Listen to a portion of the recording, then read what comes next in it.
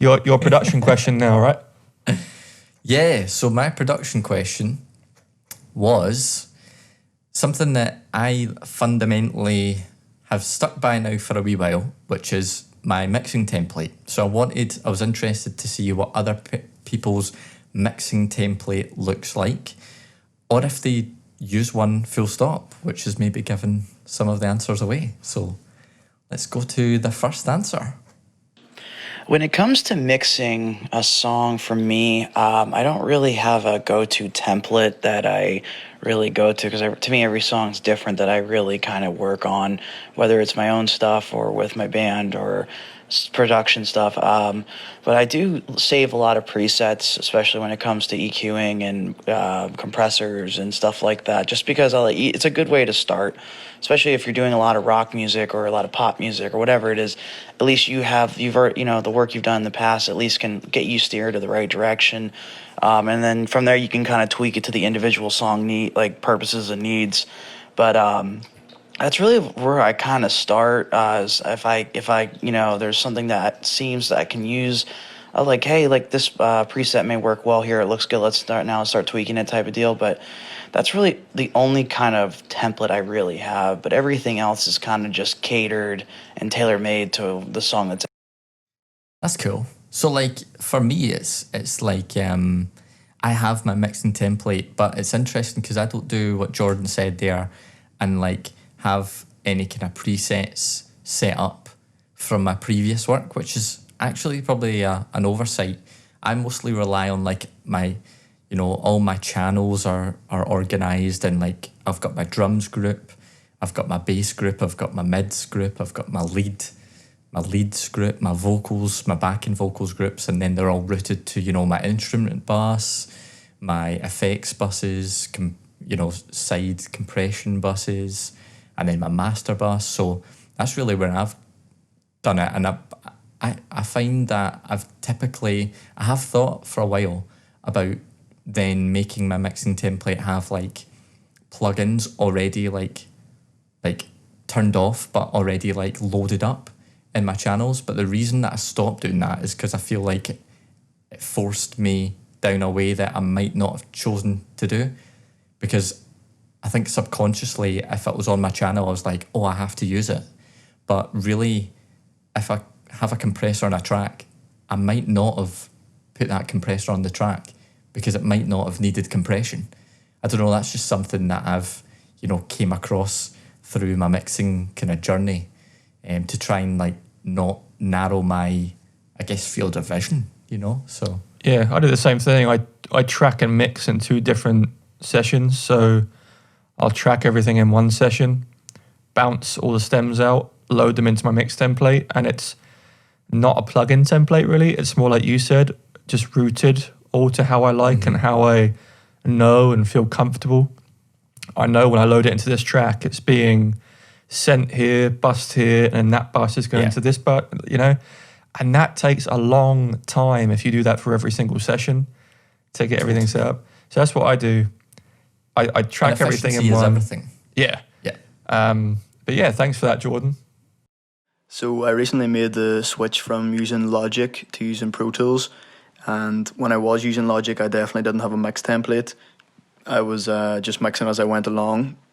Now that I have started using Pro Tools, I've taken a more sophisticated approach, I guess, to mixing, and I've started to try and develop a mix template. I'm still in the early stages of doing that, but I definitely have a drum bus, a vocal bus, and everything kind of broken down separately, and I think it's a more efficient way to work.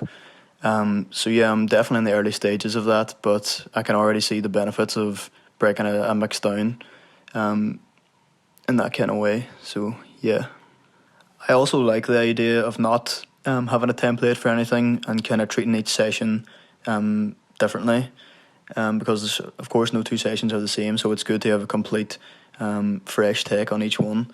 But it definitely can be beneficial if you know that you're going to use similar reverbs or similar side chains. It's definitely worth having those ready to go just for working more efficiently.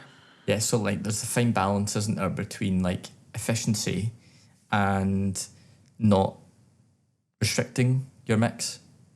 So that's why it's so interesting, this topic for me, because I feel like you've got to find a balance, because you can't be so flexible that you start from scratch every time, and you even, just load up Logic and click new project and have to route, 40 tracks up before you even start your mix.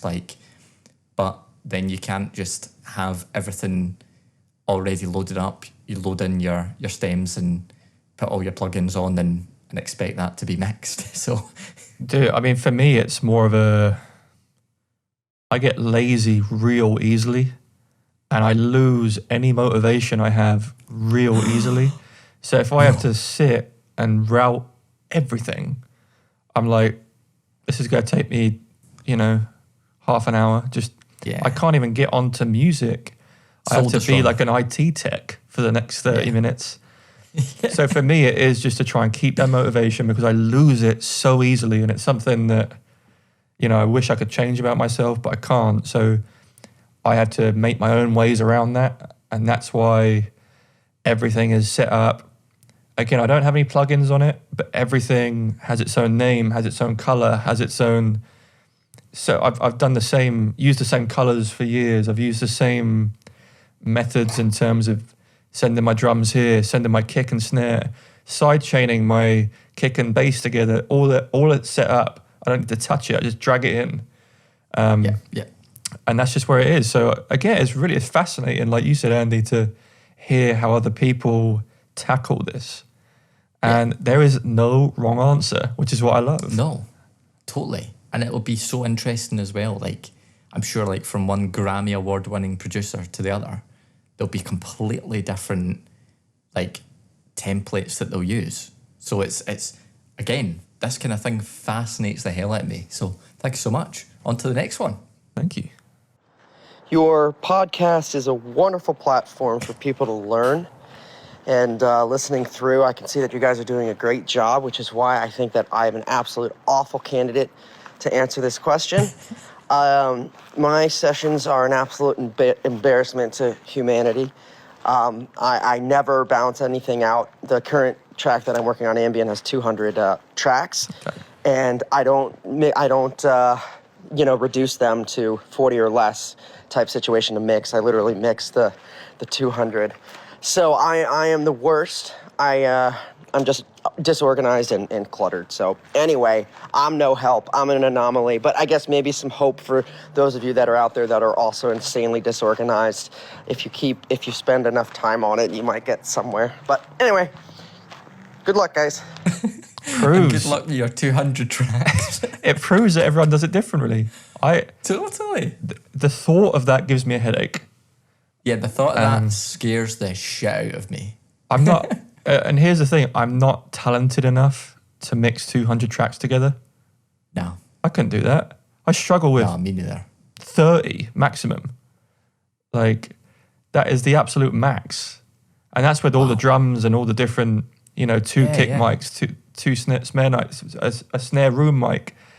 There's 14 mics just for the drum kit. So it's, fair play, man. Again, fair play. Hats off to you.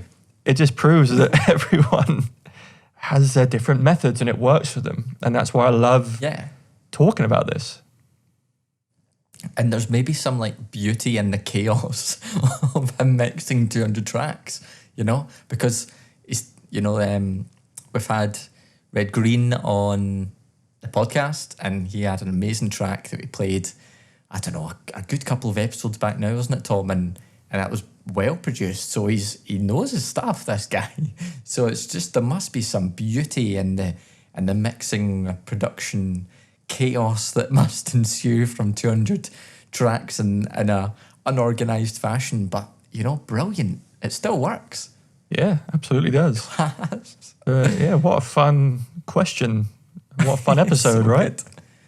Yeah, totally. And we've got one more. We've got another spin on the same kind of feeling from Avaya.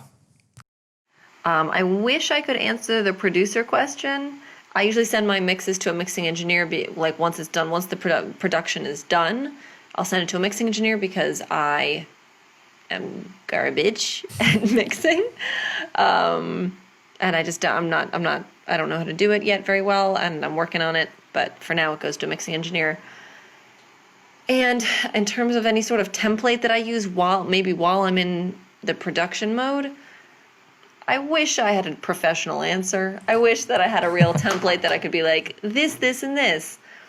But honestly, it's all kind of there's no rhyme or reason to how I start producing a song, how I create the setup. It usually starts with one instrument, and then from there it just spirals. Yeah, I wish I had a good answer for that question. That is a good answer. That is a good answer.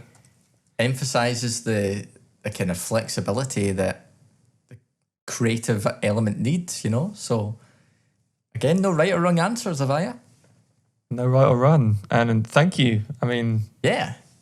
Again, it's just nice to hear someone else's feedback on a question like that. And someone else's voice on Exactly. the podcast, other than me sick and of this Tom all the guy's time. voice.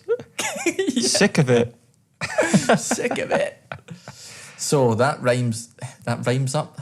Is that the right term or phrase? That rhymes up is not the correct term It's that you're not looking the for. correct wording, which tells me it's time to Round close this things up. podcast. Round things up. That's that. Over to you, Tom. Over to you to close the episode. I think Andy needs to lie down. But yeah, I mean, thank you so much, guys. The music we've listened to is fantastic. I think, some of the best thoughts we've had on the show regarding the questions. So Thank you again from Andy and myself. So do you want to say next week's question, or shall I go first? You go first, because I've actually not thought of mine, so I'm just about to go on. Okay, so he's making it up as he goes. So I'm taking the production question for this week. And this week, since a lot of you probably know by now, I'm a drummer. Drum production is something that it just sticks out to me straight away. So my question is, how do you make your drums pop in the mix? Ooh, so specific, like it. It's not how do you mix your drums. What techniques or tips have you found to maybe bring them forward and emphasize something? So how do you make your drums pop in the mix? Love Andy, hopefully you have a question. That's exciting. Yes. So, with songwriting, I'm very conscious that there's the usual typical structure of a song. So we all know the structure: verse, chorus, bridge, chorus. But I want to know, guys, what song structures best work for you and why? So do you use that structure? And if so, why?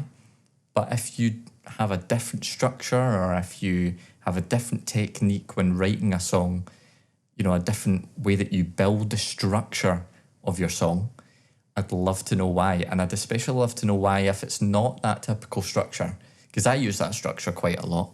I haven't always, but there's something that keeps on drawing me towards it, and I think there's a fundamental reason why it's so popular. But I would love to hear some other opinions. So what song structures work best for you? Cool. Great question. Thanks, man. I'm excited to hear your answers to both of the questions. And all we can say is we hope you have a fantastic week. Hope you love the songs. Please check out the artists that we've featured. We'll leave links to their music in the description. Show them some love in the comments. Like and follow them on their social medias. You can find us on social media at Songwriters Lounge. And we will see you this time next week. Totally. And please, guys, if you are enjoying the show, tell your songwriting friends about it, because hopefully they will enjoy the show just as much, and they can get involved and send us their DMs and their music, and we can grow this family. So, thank you so much, guys, and we'll check you out next week. See you next week, guys. Take it easy now.